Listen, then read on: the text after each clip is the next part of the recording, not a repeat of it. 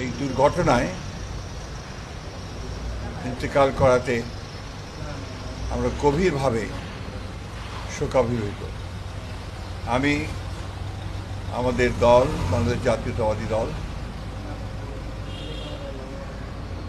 আমাদের দলের চেয়ারম্যান দেশনেত্রী বেগম খালেদা জিয়া, আমাদের ভারপ্রাপ্ত চেয়ারম্যান জনাব তারেক রহমান পক্ষ থেকে আজকে আমরা ইরানের রাষ্ট্রদূতের যে অফিস কার্যালয়, আমরা সেখানে এসে আমরা আমাদের শোক প্রকাশ করেছি। ইব্রাহিম রাইসির মতো একজন অভিজ্ঞ, বিচক্ষণ এবং জনপ্রিয় নেতার এই হঠাৎ দুর্ঘটনায় চলে যাওয়া, এটা আন্তর্জাতিক বিশ্বের জন্যেই, শান্তির জন্যে এবং একটা সৌহার্দ্য স্থাপনের ক্ষেত্রে অত্যন্ত একটা মর্মান্তিক দুর্ঘটনা।